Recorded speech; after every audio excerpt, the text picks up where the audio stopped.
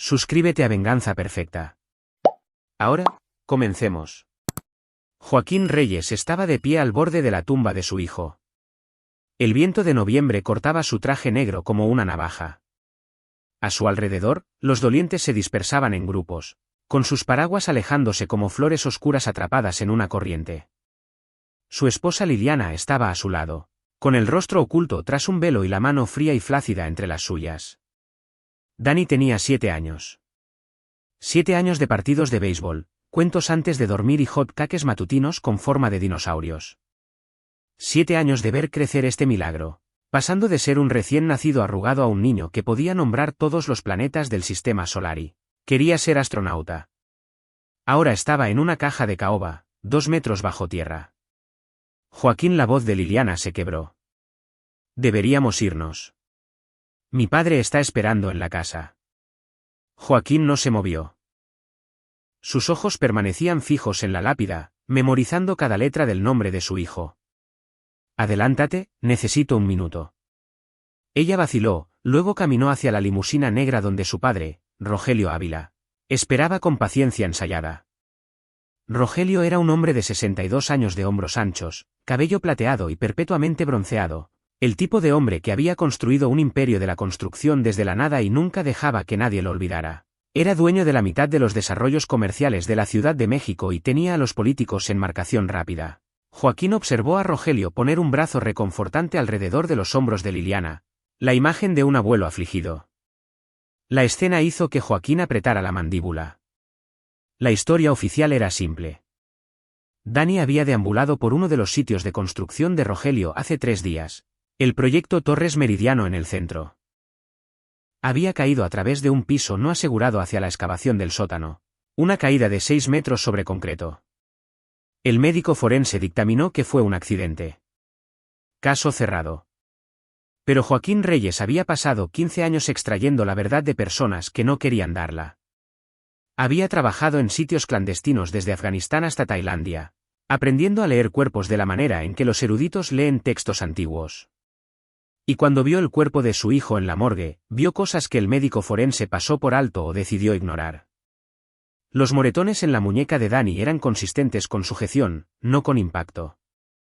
Las heridas defensivas en sus antebrazos contaban la historia de un niño tratando de protegerse.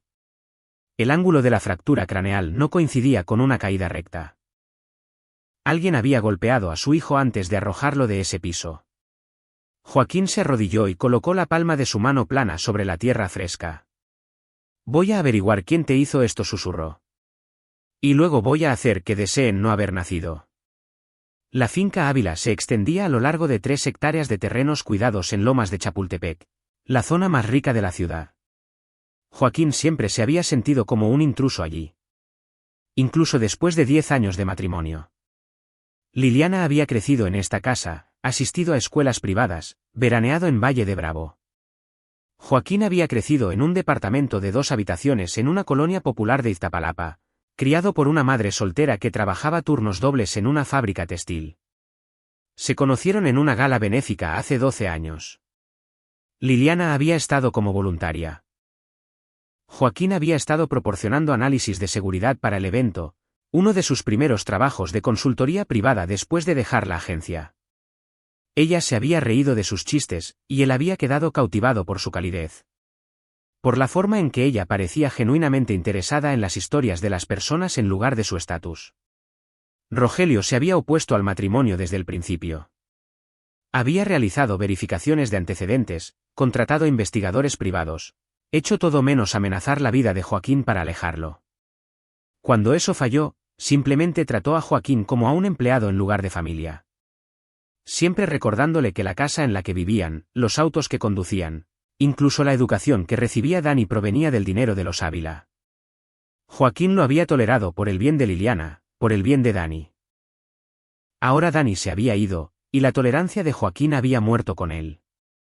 La recepción después del funeral fue un borrón de cazuelas y condolencias.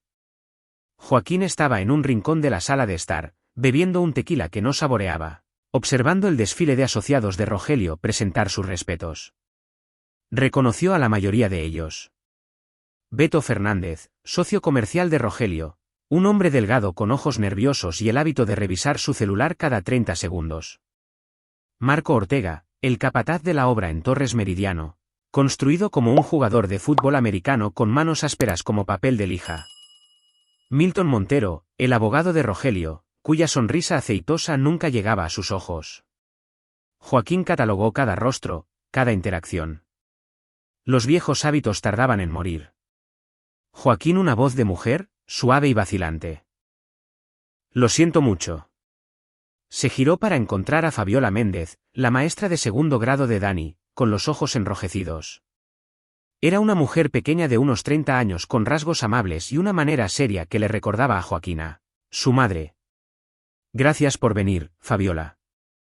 Ella miró a su alrededor nerviosamente, luego se inclinó más cerca. Necesito decirte algo sobre Dani, pero no aquí. Los instintos de Joaquín se agudizaron. ¿Qué es? La semana anterior, antes de que sucediera, Dani estaba actuando extraño. Asustado.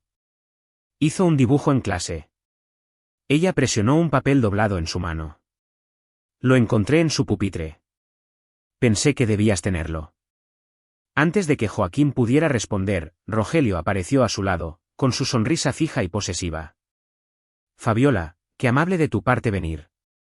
Joaquín, Liliana te está buscando. Fabiola se retiró con un adiós murmurado. Joaquín deslizó el papel en su bolsillo y siguió a Rogelio a través de la habitación, notando la sutil tensión en los hombros de su suegro, la forma en que sus ojos seguían la partida de Fabiola. Más tarde esa noche, solo en la habitación de Dani, Joaquín desdobló el papel que Fabiola le había dado. Era un dibujo con crayones, del tipo que cualquier niño de 7 años podría hacer. Pero este hizo que la sangre de Joaquín se helara. Dani había dibujado dos figuras, una grande, una pequeña. La figura grande tenía cabello plateado, el distintivo cabello plateado de Rogelio, y sostenía algo que parecía un maletín cerca de un edificio. La figura pequeña, claramente destinada a ser el propio Dani, se escondía detrás de un pilar, observando. En la parte inferior, con letras temblorosas, Dani había escrito, el secreto del abuelo. No lo cuentes. Joaquín miró el dibujo durante mucho tiempo, con la mente acelerada. Dani había visto algo en uno de los sitios de construcción de Rogelio, algo que Rogelio no quería que nadie supiera. Joaquín sacó su computadora portátil y comenzó a investigar sobre Torres Meridiano. El proyecto había estado plagado de retrasos y sobrecostos, el tipo de problemas que podrían hundir un desarrollo. Se habían presentado reclamaciones de seguros repetidamente. Robo de equipo, daños por tormentas, vandalismo, todo convenientemente cubierto. Surgió un patrón. En los últimos 5 años, cada proyecto importante de Constructora Ávila había sufrido desgracias similares. Millones en pagos de seguros y cada reclamo había sido procesado por la misma ajustadora en seguros patrimonio. Del Pacífico, Gloria Díaz. Joaquín reconocía un fraude de seguros cuando lo veía. Rogelio había estado organizando accidentes, presentando reclamos falsos y usando el dinero para cubrir sus sobrecostos. Era sofisticado, metódico e increíblemente rentable. Y Dani había tropezado con evidencia de ello. Joaquín cerró su computadora portátil, con las manos firmes a pesar de la rabia que crecía en su pecho. Su hijo había muerto porque había presenciado algo que no debía. Rogelio Ávila, su propio abuelo, había ordenado su asesinato para proteger un esquema de fraude. La policía no ayudaría. El detective Héctor Gallardo, quien cerró el caso, era un habitual en los juegos de póker de Rogelio. El sistema de justicia era una puerta cerrada, pero Joaquín tenía otras habilidades. 15 años en la CIA le habían enseñado que la justicia venía en muchas formas, y el tipo más efectivo rara vez involucraba tribunales. Levantó su teléfono y marcó un número que no había usado en 3 años. Guillermo dijo cuando la línea conectó. Necesito tu ayuda. Alguien mató a mi hijo y voy a hacerles pagar. Guillermo Memo Conrado llegó 2 días después, apareciendo en la puerta de Joaquín como un fantasma de otra vida. Era un hombre moreno y delgado de unos 50 años con barba gris y ojos que habían visto lo peor de la humanidad y de alguna manera conservaban su calidez. Habían trabajado juntos en Yemen, en Filipinas, en lugares que no existían oficialmente. Guillermo era un especialista en tecnología, vigilancia, comunicaciones, la arquitectura digital de las operaciones de inteligencia. Te ves fatal, dijo Guillermo, abrazando a Joaquín. Cuéntamelo todo. Se sentaron en el despacho de Joaquín en casa, con la puerta cerrada, mientras Joaquín exponía lo que había descubierto, el fraude de seguros, el dibujo de Dani, las lesiones sospechosas, la red de cómplices de Rogelio. Guillermo escuchó sin interrumpir, su expresión volviéndose más sombría con cada revelación. El fraude es real, dijo Guillermo cuando Joaquín terminó. Realicé algunas búsquedas preliminares en el vuelo hacia acá. Constructora Ávila ha presentado 17 reclamos de seguros importantes en 5 años. Pago promedio, 45 millones de pesos. Eso es casi 800 millones de pesos en reclamos fraudulentos. Y mi hijo murió para proteger eso.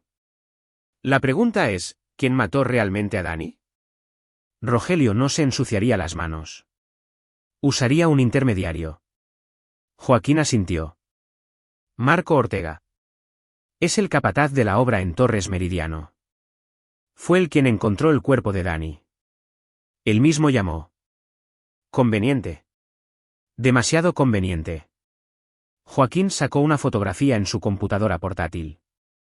Marco Ortega, captado a medio paso en el funeral, con sus gruesas manos metidas en los bolsillos.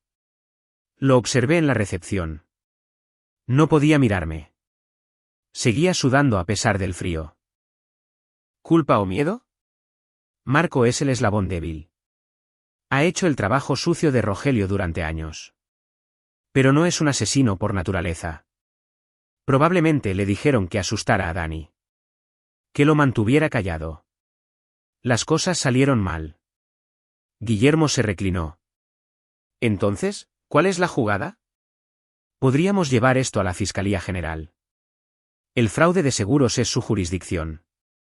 Y ver a los abogados de Rogelio atarlo durante años mientras él camina libre. Joaquín negó con la cabeza. No, no lo quiero en prisión. Quiero destruirlo. Su reputación, su imperio, su libertad, todo. Y luego quiero 30 minutos a solas con Marco Ortega. Guillermo estudió a su viejo amigo. Joaquín, te he visto interrogar a señores de la guerra y terroristas sin pestañear. Pero esto es personal. Lo personal se vuelve sucio. ¿Crees que no lo sé? La voz de Joaquín era suave pero con un filo que podría cortar acero. Mi hijo me llamó desde la escuela la semana antes de morir. Quería decirme algo. Dijo que vio algo aterrador. Y le dije que hablaríamos cuando llegara a casa de mi viaje de negocios. Le dije que podía esperar. Miró a Guillermo y por primera vez la máscara se deslizó. Detrás de la fría precisión había el dolor de un padre. Vasto y oceánico. Lo hice esperar. Y ahora está muerto. Así que no, Guillermo, esto no va a ser limpio. Esto va a ser bíblico. El primer paso fue la vigilancia. Joaquín y Guillermo pasaron una semana mapeando el mundo de Rogelio, sus rutinas, sus asociados, sus vulnerabilidades. Intervinieron su oficina, clonaron su teléfono e instalaron cámaras en su auto. El trabajo de inteligencia moderno se trataba menos de salas de interrogatorio y más de datos, patrones de comportamiento, redes de conexión, los hilos invisibles que unían a las personas. Lo que descubrieron confirmó las sospechas de Joaquín y reveló nuevas profundidades de corrupción. El fraude de seguros de Rogelio era solo la base.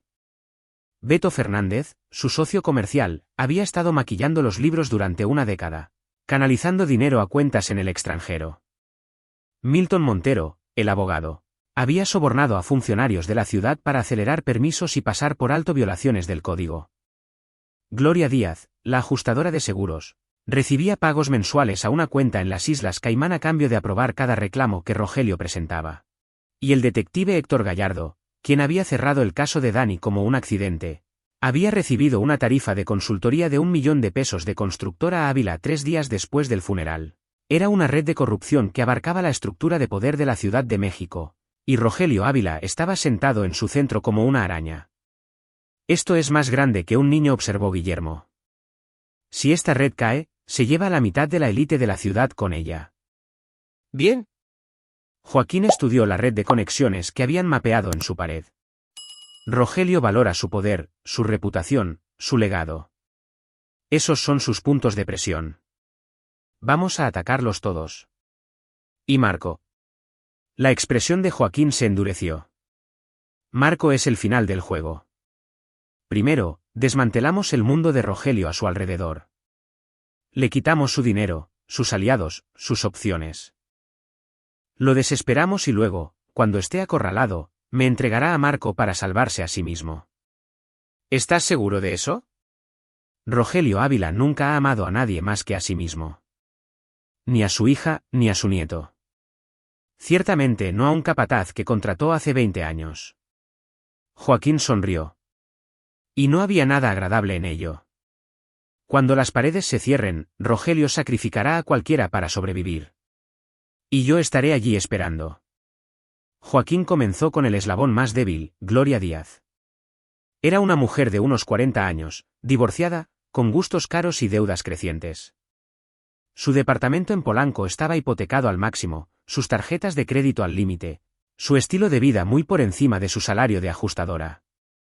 Los sobornos de Rogelio eran lo único que la mantenía a flote. Joaquín se le acercó en el estacionamiento de su edificio, apareciendo de las sombras como una pesadilla hecha carne. Gloria Díaz. Su voz resonó en el concreto. Necesitamos hablar sobre el procesamiento de reclamos fraudulentos de Seguros Patrimonio del Pacífico. Ella dejó caer sus llaves, su rostro palideció. ¿Quién diablos eres? Alguien que sabe sobre tu acuerdo con Rogelio Ávila. Los pagos mensuales, los reclamos aprobados, los 340 millones de pesos que has certificado personalmente en los últimos 5 años. Dio un paso más cerca, sus ojos nunca dejaban los de ella. También sé que tienes una hija en el TEC de Monterrey. Una universidad cara, sería una pena si los cheques de colegiatura dejaran de llegar. Gloria se presionó contra su auto. ¿Es esto una extorsión? Te daré lo que quieras. Solo por favor. No quiero dinero. Joaquín sacó una carpeta y la colocó sobre el cofre de su auto. Esta es una declaración jurada que detalla cada reclamo fraudulento que has aprobado.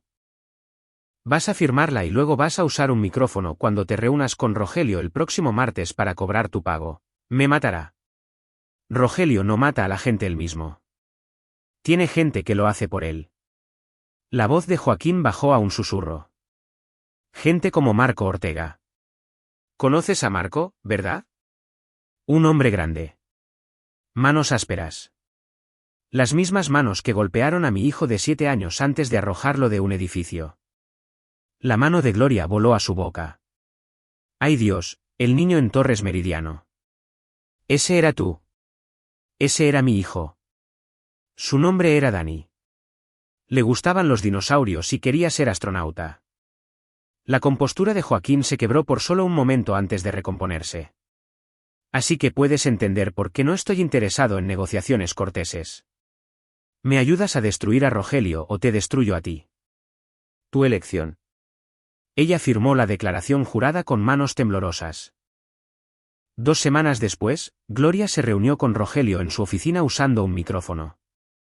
Su conversación proporcionó todo lo que Joaquín necesitaba: reconocimiento explícito del esquema de fraude, referencias a otros participantes y, lo más importante, la mención casual de Rogelio sobre la limpieza de la situación en Torres Meridiano. El chamaco estaba husmeando, dijo Rogelio en la grabación. Su voz era casual, como si discutiera sobre el clima. Marco lo manejó. Un desastre, pero necesario. A veces tienes que romper algunos huevos. Joaquín escuchó esas palabras solo en su oficina, reproduciéndolas una y otra vez hasta memorizarlas. Su hijo había sido un huevo para romper, un inconveniente para manejar. Ya no sentía rabia, eso se había consumido, dejando algo más frío y enfocado detrás. Sentía claridad. Descargó la grabación en una unidad segura y se preparó para la siguiente fase. El desmantelamiento del imperio de Rogelio Ávila comenzó silenciosamente. Primero, Guillermo filtró la evidencia del fraude de seguros a un periodista financiero del principal periódico de la ciudad, El Universal. La historia salió un domingo por la mañana, completa con documentación, fuentes con nombre y referencias a investigaciones federales pendientes. Seguros Patrimonio del Pacífico lanzó inmediatamente una auditoría interna. 3 de los proyectos más grandes de Rogelio fueron clausurados en espera de revisión. Beto Fernández, viendo lo inminente, contrató a su propio abogado y comenzó a negociar con la fiscalía. Su testimonio implicó a Rogelio en evasión de impuestos, manipulación de licitaciones y soborno. Milton Montero, el solucionador de problemas, huyó a Costa Rica en un jet privado, solo para descubrir que sus cuentas bancarias habían sido misteriosamente congeladas. Fue arrestado en el aeropuerto de San José, extraditado y se le ofreció un trato: testificar contra Rogelio o enfrentar 30 años por corrupción. Las fichas de dominó cayeron una por una, y Rogelio observó impotente cómo su imperio se desmoronaba. Pero Joaquín no había terminado. La grabación de la confesión de Rogelio se hizo viral 3 días después, subida anónimamente a cada plataforma de redes sociales. Los noticieros la transmitieron en bucle. Rogelio Ávila, pilar de la comunidad, discutiendo casualmente el asesinato de su nieto de 7 años como una necesidad comercial. La reacción pública fue volcánica. Los manifestantes se reunieron frente a la sede de Constructora Ávila en Santa Fe. Los inversores retiraron su dinero. El jefe de gobierno, que había asistido a las galas benéficas de Rogelio, emitió una declaración expresando conmoción y consternación mientras se distanciaba lo más rápido posible. El detective Héctor Gallardo, expuesto como corrupto, fue suspendido en espera de investigación. El caso de Dani Reyes fue reabierto por un departamento diferente. Y a través de todo eso, Joaquín observó desde las sombras, esperando el momento adecuado. Llegó un jueves por la tarde cuando el abogado de Rogelio llamó con noticias.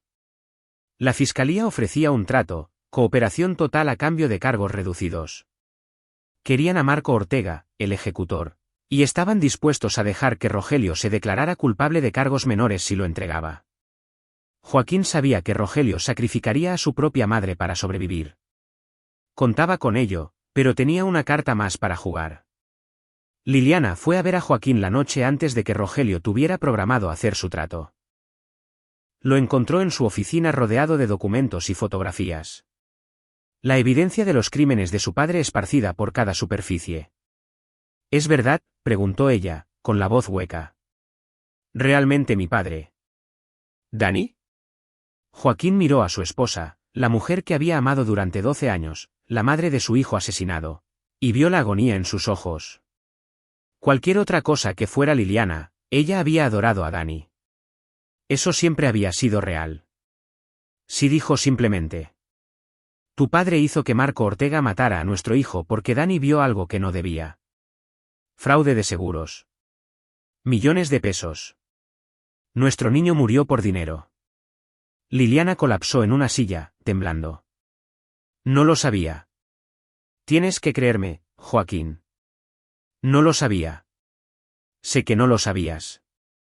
Joaquín se cruzó hacia ella, arrodillándose para que sus ojos estuvieran al mismo nivel. Pero necesito saber algo ahora, Liliana. Cuando los fiscales ofrezcan a tu padre un trato mañana, cuando intente culpar de todo a Marco para salvarse, ¿de qué lado estarás? Ella lo miró con los ojos enrojecidos. ¿Qué quieres que haga? Quiero que tomes una decisión. ¿Tu padre o tu hijo? Porque no voy a dejar que Rogelio se vaya de esto con una nalgada. Voy a quitarle todo y luego voy a atrapar al hombre que realmente puso sus manos sobre Dani. Maru. La voz de Joaquín era hielo. Tu padre lo entregará para salvarse a sí mismo. La fiscalía aceptará el trato y yo me aseguraré de que Marco Ortega nunca lastime a otro niño mientras viva. Liliana guardó silencio por un largo momento. Luego, lentamente, buscó en su bolso y sacó una memoria USB. Encontré esto en la caja fuerte de mi padre, dijo. Registros financieros, comunicaciones, todo lo que ha estado escondiendo durante 20 años. La presionó en la mano de Joaquín. Quémalo. Quémalo todo por Dani. Joaquín miró a su esposa con algo que podría haber sido respeto. Ella no era inocente. Se había beneficiado del dinero de su padre durante años. Eligió mirar hacia otro lado cuando las señales estaban allí. Pero en este momento, cuando más importaba, había elegido a su hijo. Ve a empacar una maleta, le dijo. Quédate en casa de tu hermana esta noche. Las cosas se van a poner feas, y no quieres estar cerca de tu padre cuando sucedan. Ella asintió, levantándose. En la puerta, hizo una pausa. Joaquín, pase lo que pase con Marco, haz que cuente. Tengo la intención de hacerlo. Los fiscales federales pensaban que estaban dirigiendo el espectáculo. La agente especial Diana Iglesias lideraba el grupo de trabajo. Una mujer de ojos agudos con reputación de derribar a delincuentes de cuello blanco. Tenía el testimonio de Gloria Díaz, la cooperación de Beto Fernández y suficiente documentación para enterrar a Rogelio Ávila durante décadas. Pero Joaquín ya había estado 3 pasos por delante. La memoria USB que Liliana había proporcionado contenía un tesoro: registros de pagos al juez Carlos Rivera, quien había anulado 2 investigaciones previas sobre Constructora Ávila, evidencia de un esquema para defraudar fondos de pensiones y, lo más condenatorio de todo, comunicaciones entre Rogelio y Marco Ortega en los días previos a la muerte de Dani. Los mensajes eran condenatorios. Rogelio ordenando a Marco que manejara la situación en Torres Meridiano. Marco confirmando que el niño vio los papeles en el remolque. La respuesta de Rogelio, sin testigos. Lo que sea necesario. Haz que parezca accidental. Joaquín reenvió todo a la agente Iglesias de forma anónima, luego se sentó a ver cómo se desarrollaba el caos. El arresto se produjo al amanecer. 30 agentes federales rodearon la finca Ávila mientras helicópteros circulaban por encima. Los equipos de televisión capturaron a Rogelio esposado, con su cabello plateado despeinado y su rostro siendo una máscara de incredulidad. Marco Ortega fue arrestado en su departamento simultáneamente. Salió peleando, enviando a 2 agentes al hospital antes de ser sometido. Joaquín vio las imágenes con fría satisfacción, notando el tamaño de Marco, su fuerza bruta, la violencia enroscada en su grueso cuerpo. Este era un hombre que había matado a Dani, que había usado esas manos para golpear a un niño de 7 años y luego arrojarlo a su muerte. Joaquín tenía planes especiales para Marco Ortega. Los preparativos para el juicio comenzaron de inmediato. Rogelio, enfrentando prisión vitalicia, contrató a un equipo de los mejores abogados defensores que el dinero podía comprar. Presentaron amparos para suprimir evidencia, desafiaron las escuchas telefónicas, atacaron la credibilidad de cada testigo. Pero las grabaciones eran devastadoras. La propia voz de Rogelio discutiendo el asesinato de su nieto como una transacción comercial. Ningún juez en el mundo lo absolvería. Aún así, Joaquín conocía las limitaciones del sistema legal mexicano. Rogelio podría obtener una sentencia larga, pero viviría sus días en una zona privilegiada del penal, jugando al tenis y escribiendo memorias. Marco podría obtener 20 años, elegible para libertad anticipada en 12. Ambos seguirían respirando mientras Dani se pudría en su tumba. Joaquín quería más. Quería que sufrieran como Dani había sufrido, como Joaquín sufría cada noche cuando soñaba con los momentos finales de su hijo. Y sabía exactamente cómo conseguirlo. Guillermo había estado vigilando las comunicaciones de Marco desde el arresto. El hombre grande estaba asustado, no de la prisión, sino de lo que podría pasar antes de llegar allí. Rogelio lo estaba presionando a través de intermediarios para que mantuviera la boca cerrada, prometiendo apoyo legal, amenazando con consecuencias si Marco cooperaba con la fiscalía. Marco no es leal, observó Guillermo. Está asustado. Hay una diferencia. ¿Puedes darme acceso a él? Guillermo arqueó una ceja. Está bajo custodia federal, esperando juicio. Máxima seguridad. Incluso para nosotros, eso es difícil. No necesito acceso directo. Joaquín sonrió levemente. Solo necesito hablar con él cara a cara. Sin guardias, sin abogados. 30 minutos.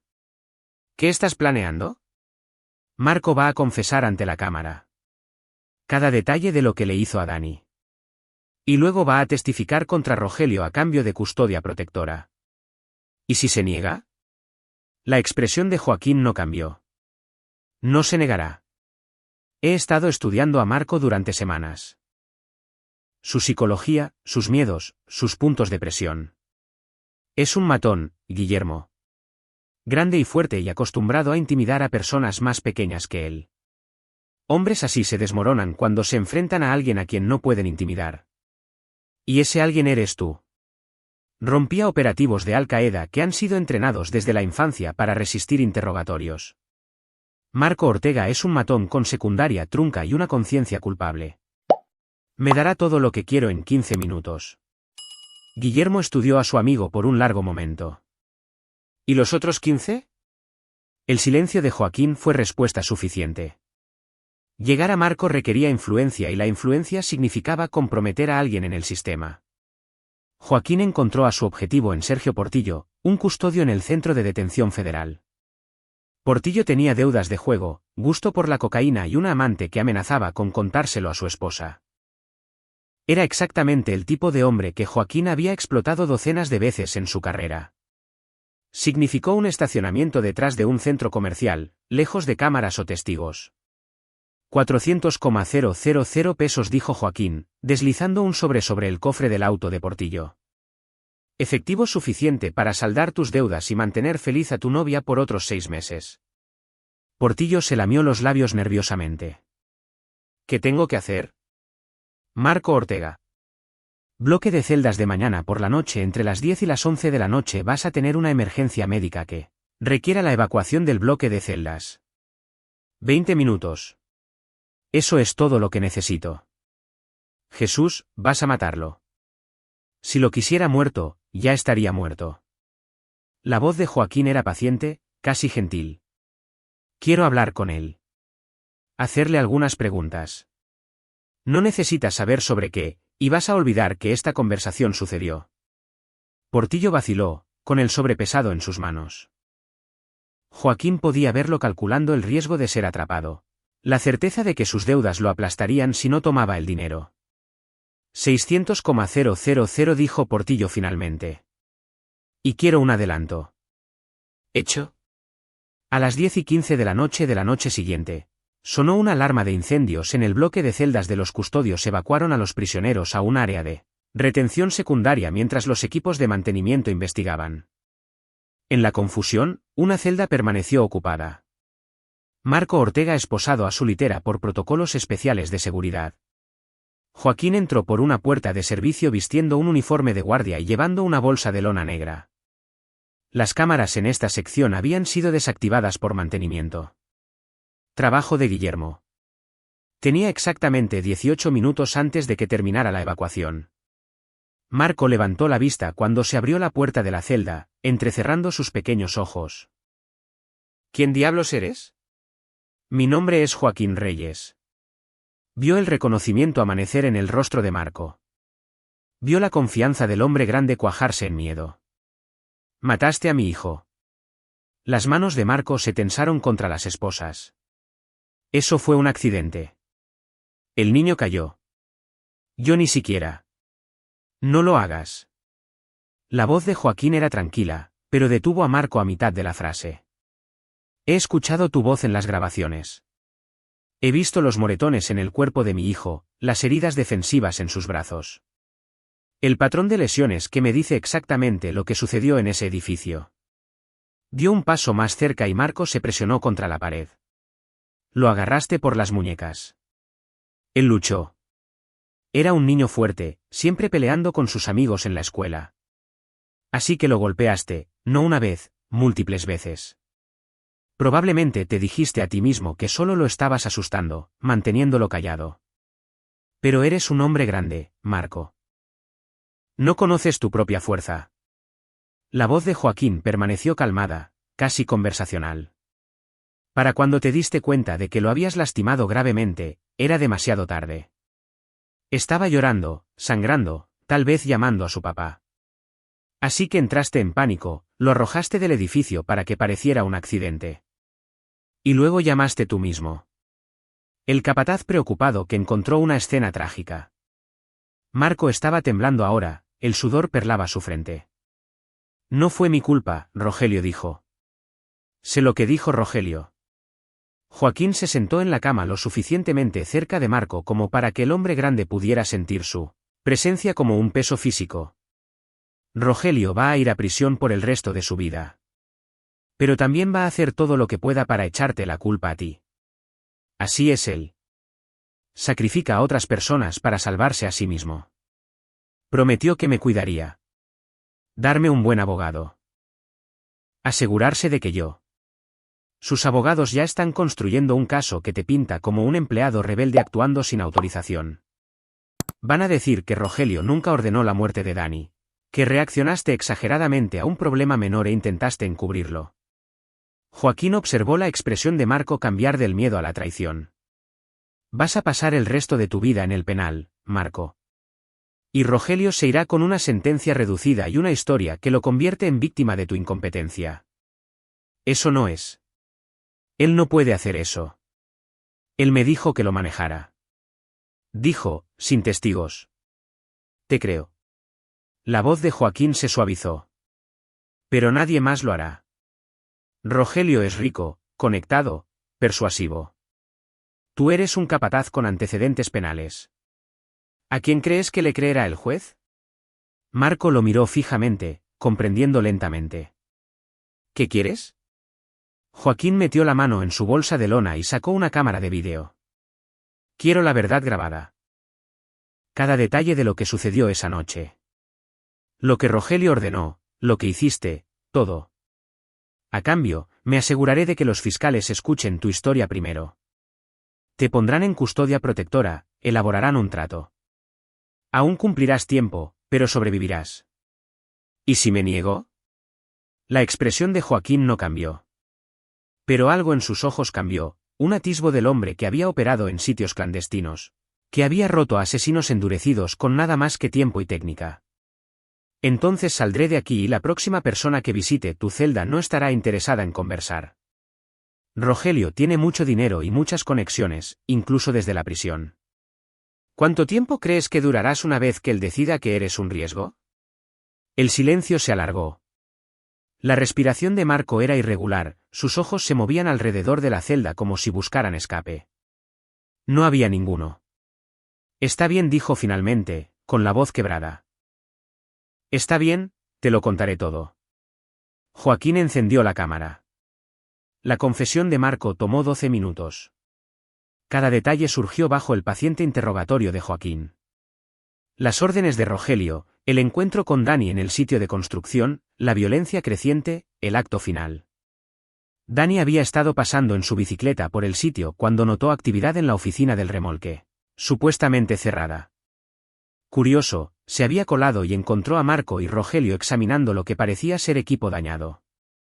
Equipo que estaba siendo preparado para un reclamo de seguro. Dani había tomado fotos con su celular antes de que Marco lo viera. Rogelio había entrado en pánico. Las fotos podrían exponer todo. Había ordenado a Marco que se asegurara de que el niño se mantuviera callado mientras borraba las imágenes del teléfono de Dani, pero Dani había luchado, mordido la mano de Marco, intentado correr. Solo quería agarrarlo, dijo Marco en el vídeo, con lágrimas corriendo por su rostro. Mantenerlo quieto mientras Rogelio averiguaba qué hacer. Pero siguió luchando y yo. Perdí los estribos. Cuando me di cuenta de lo malo que era, Rogelio dijo que teníamos que terminarlo. Hacer que pareciera un accidente. ¿De quién fue la idea de arrojarlo desde un edificio? El rostro de Marco se arrugó. De Rogelio. Él dijo que tenía que verse bien. Como si el niño simplemente se hubiera caído mientras se escabullía. Me hizo llevar a Dani al cuarto piso. El niño estaba. Todavía estaba consciente. Seguía preguntando por su papá. Las manos de Joaquín temblaban ligeramente, pero su voz permaneció firme. Y entonces. Rogelio lo empujó. Yo. No tuve las agallas para hacerlo yo mismo, así que él lo hizo. Marco levantó la vista, con los ojos desesperados. Sé que eso no lo hace mejor. Sé que iré al infierno por esto, pero fue Rogelio quien realmente. ¿Quién hizo lo final? Joaquín detuvo la grabación. Por un largo momento, simplemente se quedó allí procesando lo que había escuchado. Rogelio no solo había ordenado el asesinato. Lo realizó él mismo. Empujó a su propio nieto a su muerte para proteger su imperio. Hay una cosa más, dijo Joaquín en voz baja. Cuando llevaste a Dani por esas escaleras, ¿dijo algo más? ¿Cualquier cosa? El rostro de Marco se retorció de angustia. Dijo. Dijo que le dijera a su papá que lo sentía. Dijo que debería haberte contado sobre las cosas aterradoras antes. Joaquín cerró los ojos. La confesión cambiaba todo. Joaquín entregó el vídeo al agente Iglesias anónimamente junto con evidencia adicional de la memoria USB de Liliana. El caso de la fiscalía contra Rogelio se transformó de serio a devastador.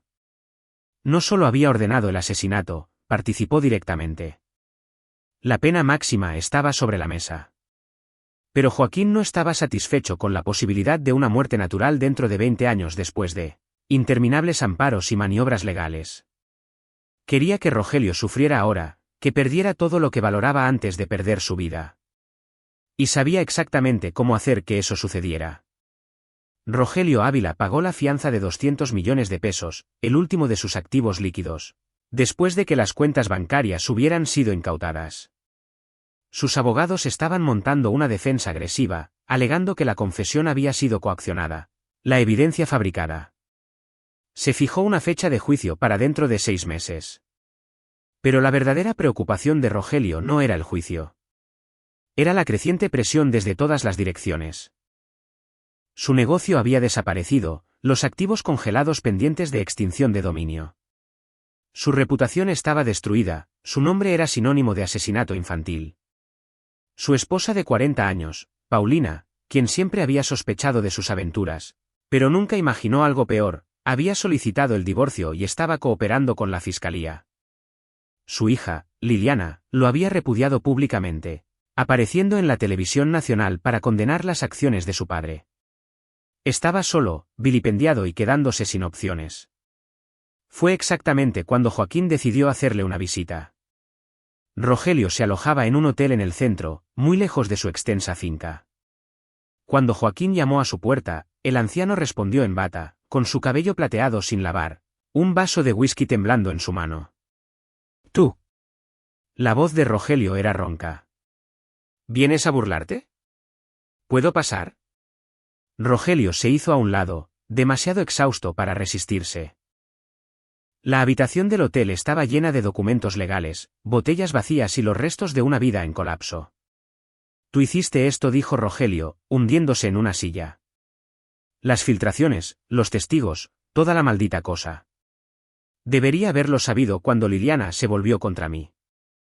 Tú te hiciste esto a ti mismo». Joaquín permaneció de pie, con su postura relajada, pero sus ojos nunca dejaban el rostro de Rogelio. «Solo me aseguré de que la verdad saliera a la luz». «¿Verdad?» Rogelio rió amargamente. «¿Quieres la verdad? Ese niño iba a destruir todo lo que había construido durante 40 años. Todo por lo que me había sacrificado, trabajado. Un niño estúpido con un celular. Era tu nieto. Era un riesgo». El rostro de Rogelio se endureció. «Nunca entendiste eso, Reyes. Nunca entendiste lo que se necesita para construir algo. Los compromisos, los cálculos. Dani fue desafortunado, pero iba a arruinarme». Joaquín sintió la frialdad familiar asentarse sobre él. El desapego que le había permitido funcionar en las circunstancias más oscuras. «Así que lo empujas desde un edificio. Tu propia sangre. Protegí mi legado. Tu legado son cenizas». Joaquín se inclinó hacia adelante. «Tu imperio está desmantelado. Tu nombre es veneno. Tu esposa se ha ido. Tu hija te desprecia. Y el mundo sabe que asesinaste a un niño de 7 años por dinero. En 6 meses, serás condenado y sentenciado a prisión vitalicia. E incluso si de alguna manera escapas, morirás solo y olvidado, sabiendo que todo lo que construiste se redujo a nada». Rogelio lo miró fijamente, y por primera vez, Joaquín vio miedo real en los ojos del anciano. No el miedo a la muerte, sino el miedo a la irrelevancia, a haber vivido una vida que no significó nada. «¿Qué quieres?», susurró Rogelio. «¿Por qué estás aquí?» Joaquín metió la mano en su saco y sacó una fotografía. La foto escolar de Dani tomada 3 semanas antes de su muerte. Un niño con los ojos de su madre y la barbilla obstinada de su padre, sonriendo a la cámara como si tuviera todo el tiempo del mundo. «Quiero que lo mires», dijo Joaquín. «Realmente míralo. Este es el niño que mataste. Su nombre era Danny Reyes. Le gustaban los dinosaurios y el béisbol e inventar historias sobre exploradores espaciales.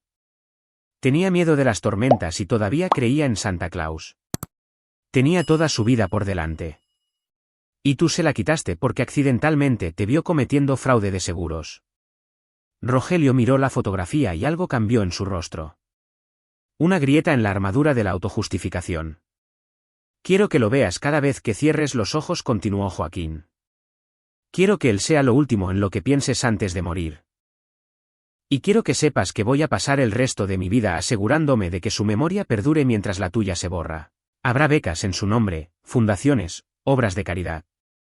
Danny Reyes será recordado como un niño inocente cuya muerte expuso la corrupción y condujo a reformas. Rogelio Ávila será una nota al pie, un cuento con moraleja sobre lo que sucede cuando la codicia consume la humanidad de un hombre. Se giró y caminó hacia la puerta. En el umbral, hizo una pausa. Una cosa más. La fiscalía te va a ofrecer un trato mañana. Prisión vitalicia sin libertad condicional a cambio de una declaración de culpabilidad. Tómalo. Porque si fuerzas un juicio, me aseguraré de que cada detalle de tus crímenes se transmita en todo el mundo. Destruiré cualquier pizca de dignidad que te quede, y lo haré con una sonrisa en mi rostro. Dejó a Rogelio sentado en los escombros de su vida arruinada, aferrando una fotografía del nieto que había asesinado. Rogelio aceptó el trato. La noticia salió un miércoles por la mañana. Rogelio Ávila se había declarado culpable de homicidio calificado, fraude de seguros, soborno y conspiración. Fue sentenciado a prisión vitalicia sin posibilidad de libertad condicional para ser cumplida en un penal de máxima seguridad en el desierto de Sonora. La ciudad exhaló, se había hecho justicia. Pero para Joaquín, la historia no había terminado. Marco Ortega estaba alojado en una instalación diferente, esperando su propia sentencia después de testificar contra Rogelio. Su cooperación le había valido una recomendación de clemencia. 20 años en lugar de cadena perpetua, con la posibilidad de libertad anticipada en 12. Joaquín encontró esto inaceptable. Marco había llevado a Danny por esas escaleras. Marco lo había sostenido mientras Danny suplicaba por su padre. Marco había visto a Rogelio empujar a un niño de 7 años a su muerte y no dijo nada. 20 años no era justicia. Era una transacción. 3 semanas después de la sentencia de Rogelio, Joaquín presentó una declaración de impacto de la víctima ante el tribunal que manejaba el caso de Marco. Eran 20 páginas, meticulosamente detalladas, que describían la devastación psicológica y emocional de perder a un niño por la violencia. También era enteramente, legítimamente, una solicitud de permiso para dirigirse al tribunal en la sentencia. El juez concedió la solicitud. La sala del tribunal estaba llena el día de la sentencia de Marco. Medios, defensores, espectadores curiosos. Todos querían ver al padre del niño asesinado confrontar al asesino de su hijo. Marco estaba sentado en la mesa de la defensa, más pequeño de alguna manera de lo que había parecido en esa celda de prisión. Los meses desde su arresto lo habían desgastado. Su enorme cuerpo parecía haberse colapsado hacia adentro, como si el peso de su culpa lo estuviera aplastando físicamente. Cuando Joaquín subió al estrado, la sala quedó en silencio. Su señoría, comenzó Joaquín. No estoy aquí para pedir venganza. La ley ya ha determinado lo que Marco Ortega merece por su papel en la muerte de mi hijo. Lo que quiero es que este tribunal y el propio Marco entiendan lo que se perdió. Habló durante 20 minutos sobre el nacimiento de Danny, sus primeros pasos, sus primeras palabras, sobre los dibujos que hacía, las preguntas que hacía y el futuro que nunca tendría. Sobre la silla vacía en la mesa del desayuno, el disfraz de Halloween sin usar, el guante de béisbol que nunca se volvería a usar. Habló sobre el momento en que recibió la llamada telefónica, el viaje al forense, la visión del cuerpo roto de su hijo, las semanas de investigación, el descubrimiento de la verdad, la comprensión de que el propio abuelo de Danny había ordenado su asesinato. Y finalmente, habló directamente con Marco. Tú estabas allí cuando mi hijo murió. Lo llevaste por esas escaleras. Lo viste llorar y suplicar y llamarme, y no hiciste nada. La voz de Joaquín era firme, pero el dolor debajo de ella era inconfundible. Quiero que vivas con eso todos los días por el resto de tu vida. Quiero que recuerdes su rostro, su voz, su terror. Quiero que sea lo primero en lo que pienses cuando despiertes y lo último que veas antes de dormir. Porque eso es con lo que yo vivo. Eso es con lo que vive su madre. Y es justo que compartas nuestra carga. Hizo una pausa, recomponiéndose. Me preguntaste una vez en esa celda qué quería. Te dije que quería la verdad, pero eso no era del todo exacto. Joaquín miró directamente a Marco, y sus ojos eran fríos como aguas profundas. Lo que realmente quiero es imposible. Quiero a mi hijo de vuelta. Como no puedo tener eso, me conformaré con verte pasar el resto de tus años útiles en una jaula, sabiendo que tu cobardía y violencia robaron un niño al mundo. Espero que encuentres la paz eventualmente. Espero que repares el daño de cualquier manera que puedas, pero también espero que nunca olvides lo que hiciste, porque yo nunca lo haré. Bajó del estrado. El juez, visiblemente conmovido, sentenció a Marco Ortega a 25 años en una prisión federal sin posibilidad de libertad anticipada, durante al menos 18. Fue más duro de lo que la fiscalía había solicitado, más duro de lo que nadie había esperado. Marco lloró mientras se lo llevaban. Joaquín no sintió nada. En las semanas que siguieron, Joaquín comenzó el lento trabajo de reconstruir su vida. Estableció la Fundación Dani Reyes, dedicada a la seguridad infantil y la defensa contra la corrupción. Trabajó con legisladores para fortalecer las protecciones para los denunciantes. Inspirados por la idea de que otro niño no debería tener que morir porque presenció algo que no debía ver, él y Liliana intentaron reconciliarse. Hubo sesiones de terapia, conversaciones difíciles, intentos de encontrar una nueva base para su matrimonio. Algunos días parecía posible. Otros días, el fantasma de lo que había sucedido se interponía entre ellos como un muro. Sigo viéndolo, dijo Liliana una noche mientras se sentaban en el porche de la casa. Estaban tratando de hacer un hogar de nuevo. En su habitación, en su bicicleta, en todas partes. Sigo esperando que venga corriendo por la esquina. Lo sé. ¿Alguna vez mejora? Joaquín guardó silencio por un largo momento. No sé si mejorar es la palabra correcta. Diferente. Tal vez aprendes a llevarlo de manera diferente. Ella buscó su mano y él dejó que la tomara. Se sentaron en silencio viendo la puesta de sol sobre el vecindario donde Dani había montado su bicicleta y jugado con sus amigos. 6 meses después, Joaquín recibió la noticia de que Rogelio Ávila había muerto en prisión. No por violencia, aunque hubo varios intentos contra su vida por parte de reclusos que desaprobaban a los asesinos de niños, sino por un derrame cerebral. Había colapsado en su celda un martes por la mañana y fue declarado muerto antes de que llegaran los paramédicos. Joaquín sintió la noticia asentarse sobre él como una manta fría. Había esperado sentir algo. Satisfacción quizás o cierre.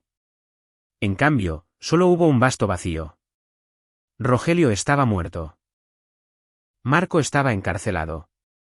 La justicia, tal como era, se había cumplido. Pero Dani todavía se había ido. En el primer aniversario de la muerte de Dani, Joaquín visitó la tumba solo. La lápida se había desgastado ligeramente, perdiendo su inmaculada novedad. Las flores se marchitaban alrededor de su base. Liliana venía 2 veces por semana para reemplazarlas. Joaquín no había vuelto desde el funeral. Se arrodilló en la hierba, sin importarle el lodo que manchaba sus pantalones, y colocó la palma de su mano plana sobre la piedra.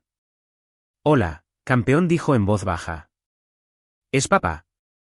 El viento susurraba a través de los árboles. En algún lugar a la distancia, un niño reía. Los atrapé, a ambos. Rogelio está muerto y Marco va a pasar el resto de su vida en prisión. Sé que eso no te trae de vuelta. Nada puede traerte de vuelta, pero necesitaba que supieras que no se salieron con la suya. Que tu muerte significó algo. Estaba llorando ahora. Lágrimas que no se había permitido desde el funeral. La armadura que había construido. La fría precisión que lo había llevado a través de la investigación y los juicios. Todo se desmoronó en presencia de la tumba de su hijo. Siento no haber estado allí, susurró. Siento haberte dicho que esperaras.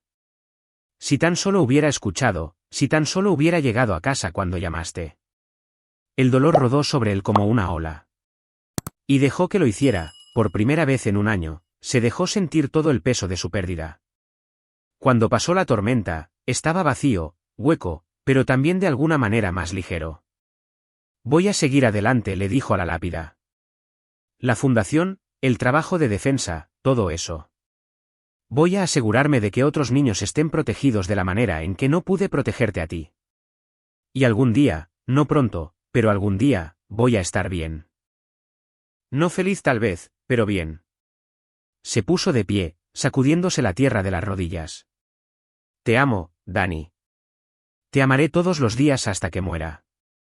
Y cuando lo haga, te encontraré donde sea que estés. Y vamos a jugar a la pelota hasta que se nos caigan los brazos. Eso es una promesa. Se alejó de la tumba hacia un futuro que no podía predecir. Detrás de él, el viento agitaba las flores en la base de la lápida, llevando el aroma de la primavera. Un año después, Joaquín Reyes estaba en un podio en la Cámara de Diputados, dirigiéndose a una multitud de legisladores, defensores y periodistas. Detrás de él, una pancarta decía, Ley de Protección Infantil Dani Reyes. Cuando mataron a mi hijo quería venganza. Quería destruir a las personas que me lo habían quitado, y lo hice. Pero la venganza no llena el vacío. No trae de vuelta lo que has perdido. Hizo una pausa, escaneando a la multitud. Lo que ayuda, lo que hace que el dolor sea soportable, es el significado. Saber que la muerte de tu ser querido no fue en vano, que su memoria puede proteger a otros de sufrir el mismo destino. El proyecto de ley que defendía requeriría mayor seguridad en los sitios de construcción, protecciones más estrictas para los denunciantes e informes obligatorios de muertes sospechosas. No era perfecto, pero era un comienzo. Dani Reyes tenía 7 años, concluyó Joaquín. Quería ser astronauta. Amaba los dinosaurios y el béisbol e inventar historias. Fue asesinado porque presenció algo que no debía. Y las personas que lo mataron pensaron que podían salirse con la suya. Miró directamente a las cámaras. Estaban equivocados. Y hoy, nos aseguramos de que la próxima vez que un niño vea algo que no debería, esté protegido. Que su voz sea escuchada. Que su vida importe. El aplauso fue atronador.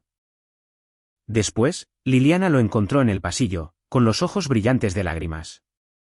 Dani estaría orgulloso de ti, dijo ella. Joaquín la atrajo hacia un abrazo. Espero que sí. Caminaron juntos hacia la luz del sol, hacia cualquier futuro que les esperara. El fantasma de su hijo caminaba con ellos, siempre presente, nunca verdaderamente ido. Pero ahora, al menos, su memoria era una bendición en lugar de solo una herida. Y eso, pensó Joaquín, era lo más cercano a la paz que encontraría jamás. Aquí es donde termina nuestra historia. Comparte tus pensamientos en la sección de comentarios. Gracias por tu valioso tiempo. Si disfrutaste esta historia, asegúrate de suscribirte a este canal. Eso me ayudaría mucho. Haz clic en el vídeo que ves en la pantalla y te veré.